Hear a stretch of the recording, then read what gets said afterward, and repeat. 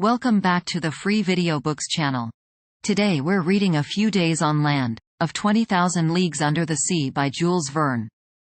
Before we get started, why not like and subscribe? Now, sit tight and let's get into it. I was much impressed on touching land. Ned Land tried the soil with his feet, as if to take possession of it. However, it was only 2 months before that we had become, according to Captain Nemo, passengers on board the Nautilus, but, in reality, prisoners of its commander. In a few minutes we were within musket shot of the coast. The whole horizon was hidden behind a beautiful curtain of forests. Enormous trees, the trunks of which attained a height of 200 feet, were tied to each other by garlands of bindweed, real natural hammocks, which are like breeze-rocked. They were mimosas, figs, hibisci, and palm trees, mingled together in profusion, and under the shelter of their verdant vault grew orchids, leguminous plants, and ferns.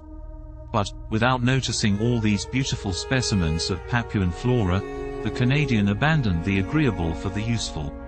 He discovered a cocoa tree, beat down some of the fruit, broke them, and we drank the milk and ate the nut with a satisfaction that protested against the ordinary food on the Nautilus. "Excellent," said Ned Land. "Exquisite," replied Conseil. "And I do not think," said the Canadian, "that he would object to our introducing a cargo of cocoa nuts on board." "I do not think he would, but he would not taste them." "So much the worse for him," said Conseil. "And so much the better for us," replied Ned Land. "There will be more for us." "One word only, Master Land," I said to the harpooner, who was beginning to ravage another cocoa nut tree. "Cocoa nuts are good things, but before filling the canoe with them it would be wise to reconnoiter and see if the island does not produce some substance not less useful. Fresh vegetables would be welcome on board the Nautilus." "Master is right," replied Conseil. "And I propose to reserve 3 places in our vessel, one for fruits, the other for vegetables, and the third for the venison, of which I have not yet seen the smallest specimen." "Conseil, we must not despair," said the Canadian. "Let us continue," I returned, "and lie in wait. Although the island seems uninhabited, it might still contain some individuals that would be less hard than we on the nature of game." "Ho, ho," said Ned Land, moving his jaws significantly. "Well, Ned," said Conseil. "My word," returned the Canadian, "I begin to understand the charms of anthropophagy." Ned, what are you saying? You, a man-eater. I should not feel safe with you, especially as I share your cabin. I might perhaps wake one day to find myself half devoured. Friend Conseil, I like you much, but not enough to eat you unnecessarily." "I would not trust you," replied Conseil. "But enough. We must absolutely bring down some game to satisfy this cannibal, or else one of these fine mornings, Master will find only pieces of his servant to serve him." While we were talking thus, we were penetrating the somber arches of the forest, and for 2 hours we surveyed it in all directions. Chance rewarded our search for eatable vegetables, and one of the most useful products of the tropical zones furnished us with precious food that we missed on board. I would speak of the breadfruit tree, very abundant in the island of Gilboa, and I remarked chiefly the variety destitute of seeds, which bears in Malaya the name of rima. Ned Land knew these fruits well. He had already eaten many during his numerous voyages, and he knew how to prepare the eatable substance. Moreover, the sight of them excited him, and he could contain himself no longer. "Master," he said, "I shall die if I do not taste a little of this breadfruit pie." "Taste it, friend Ned, taste it as you want. We are here to make experiments, make them. It won't take long," said the Canadian. And, provided with a lentil, he lighted a fire of dead wood that crackled joyously. During this time, Conseil and I chose the best fruits of the breadfruit. Some had not then attained a sufficient degree of maturity, and their thick skin covered a white but rather fibrous pulp. Others, the greater number yellow and gelatinous, waited only to be picked. These fruits enclosed no kernel.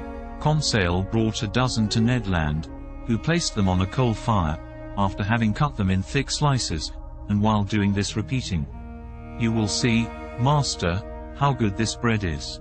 more so when one has been deprived of it so long. It is not even bread, added he, but a delicate pastry. You have eaten none, master? No, Ned. Very well, prepare yourself for a juicy thing. If you do not come for more, I am no longer the king of harpooners. After some minutes, the part of the fruits that was exposed to the fire was completely roasted. The interior looked like a white pasty, the sort of soft crumb, the flavor of which was like that of an artichoke. It must be confessed this bread was excellent, and I ate of it with great relish. What time is it now? Asked the Canadian. 2 o'clock at least, replied Conseil. How time flies on firm ground, sighed Ned Land. Let us be off, replied Conseil. We returned through the forest, and completed our collection by a raid upon the cabbage palms that we gathered from the tops of the trees, little beans that I recognized as the brew of the Malays, and yams of a superior quality.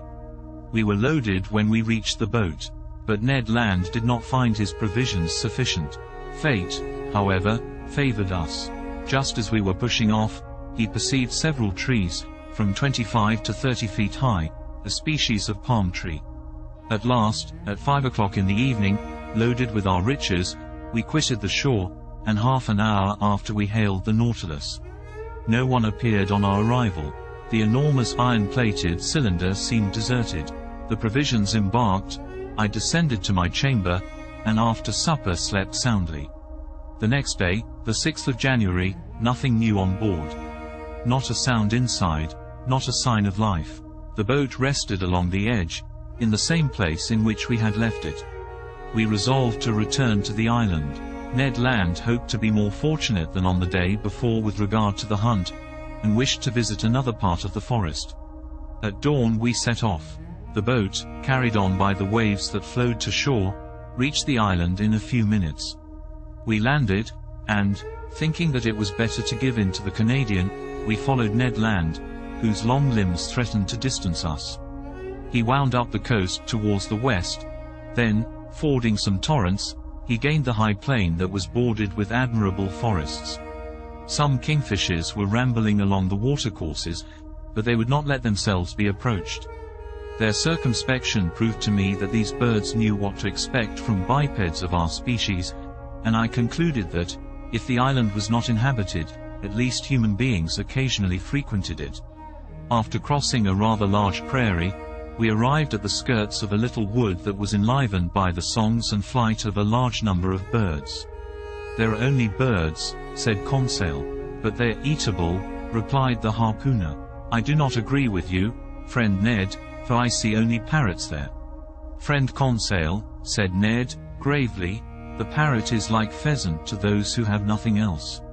And," I added, "this bird, suitably prepared, is worth knife and fork." Indeed, under the thick foliage of this wood, a world of parrots were flying from branch to branch, only needing a careful education to speak the human language. For the moment, they were chattering with parrots of all colors, and grave cockatoos, who seemed to meditate upon some philosophical problem, whilst brilliant red lorries passed like a piece of bunting carried away by the breeze, Papuans, with the finest azure colors, and in all a variety of winged things most charming to behold, but few eatable.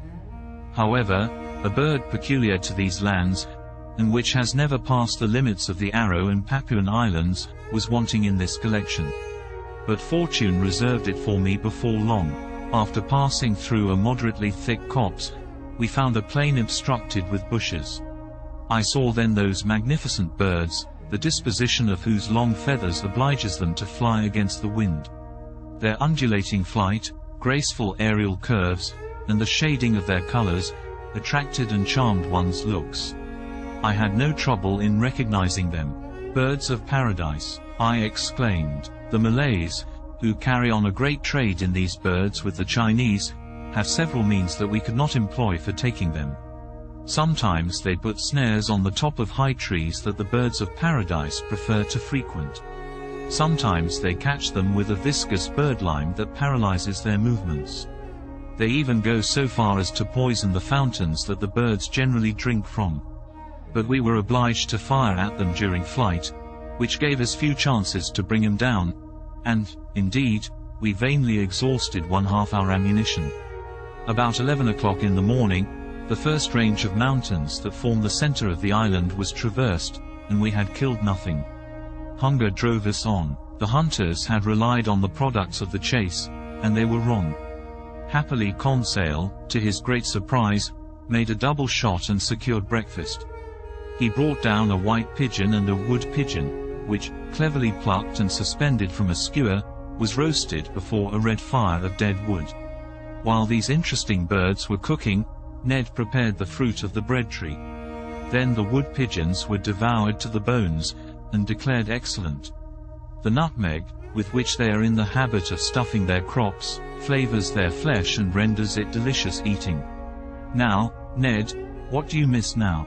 Some four-footed game, Aronnax. All these pigeons are only side dishes and trifles. And until I have killed an animal with cutlets I shall not be content. Nor I, Ned, if I do not catch a bird of paradise. Let us continue hunting, replied Conseil. Let us go towards the sea. We have arrived at the first declivities of the mountains, and I think we had better regain the region of forests. That was sensible advice, and was followed out. After walking for 1 hour we had attained a forest of sago trees. Some inoffensive serpents glided away from us. The birds of paradise fled at our approach, and truly I despaired of getting near one when Conseil, who was walking in front, suddenly bent down, uttered a triumphal cry, and came back to me bringing a magnificent specimen. Ah, bravo, Conseil. Master is very good. No, my boy. You have made an excellent stroke. Take one of these living birds, and carry it in your hand. If master will examine it, he will see that I have not deserved great merit. Why, Conseil? Because this bird is as drunk as a quail. Drunk, yes, sir. Drunk with the nutmegs that it devoured under the nutmeg tree, under which I found it. See, friend Ned, see the monstrous effects of intemperance. By Jove! Exclaimed the Canadian, because I have drunk gin for 2 months, you must needs reproach me. However, I examined the curious bird. Conseil was right. The bird, drunk with the juice, was quite powerless. It could not fly. It could hardly walk. This bird belonged to the most beautiful of the 8 species that are found in Papua and in the neighboring islands. It was the large emerald bird, the most rare kind. It measured 3 feet in length. Its head was comparatively small, its eyes placed near the opening of the beak, and also small. But the shades of color were beautiful, having a yellow beak, brown feet and claws, nut-colored wings with purple tips, pale yellow at the back of the neck and head, and emerald color at the throat, chestnut on the breast and belly. 2 horned, downy nets rose from below the tail, that prolonged the long light feathers of admirable fineness, and they completed the whole of this marvelous bird, that the natives have poetically named the bird of the sun. But if my wishes were satisfied by the possession of the bird of paradise, the Canadians were not yet. Happily, about 2 o'clock, Ned Land brought down a magnificent hog, from the brood of those the natives call bari autung. The animal came in time for us to procure real quadruped meat, and he was well received. Ned Land was very proud of his shot. The hog, hit by the electric ball, fell stone dead. The Canadian skinned and cleaned it properly, after having taken half a dozen cutlets, destined to furnish us with a grilled repast in the evening. Then the hunt was resumed, which was still more marked by Ned and Conseil's exploits. Indeed, the 2 friends, beating the bushes, roused a herd of kangaroos that fled and bounded along on their elastic paws. But these animals did not take to flight so rapidly but what the electric capsule could stop their course. Ah, Professor! Cried Ned Land, who was carried away by the delights of the chase, what excellent game, and stewed, too. What a supply for the Nautilus! 2, 3, 5 down, and to think that we shall eat that flesh, and that the idiots on board shall not have a crumb. I think that, in the excess of his joy, the Canadian, if he had not talked so much, would have killed them all. But he contented himself with a single dozen of these interesting marsupials. These animals were small. They were a species of those kangaroo rabbits that live habitually in the hollows of trees, and whose speed is extreme. But they are moderately fat, and furnish, at least, estimable food. We were very satisfied with the results of the hunt. Happy Ned proposed to return to this enchanting island the next day, for he wished to depopulate it of all the eatable quadrupeds. But he had reckoned without his host. At 6 o'clock in the evening we had regained the shore. Our boat was moored to the usual place. The Nautilus, like a long rock, emerged from the waves 2 miles from the beach. Ned Land, without waiting, occupied himself about the important dinner business. He understood all about cooking well. The bari autung, grilled on the coals, soon scented the air with a delicious odor. Indeed, the dinner was excellent. 2 wood pigeons completed this extraordinary menu. The sago pasty, the artocarpus bread, some mangoes, half a dozen pineapples, and the liquor fermented from some cocoa nuts, overjoyed us. I even think that my worthy companion's ideas had not all the plainness desirable. "Suppose we do not return to the Nautilus this evening," said Conseil. "Suppose we never return," added Ned Land. Just then a stone fell at our feet and cut short the harpooner's proposition. Did you enjoy today's chapter of 20,000 Leagues Under the Sea? Why not subscribe and ring the bell? Next time we'll be reading Captain Nemo's Thunderbolt. Don't miss it.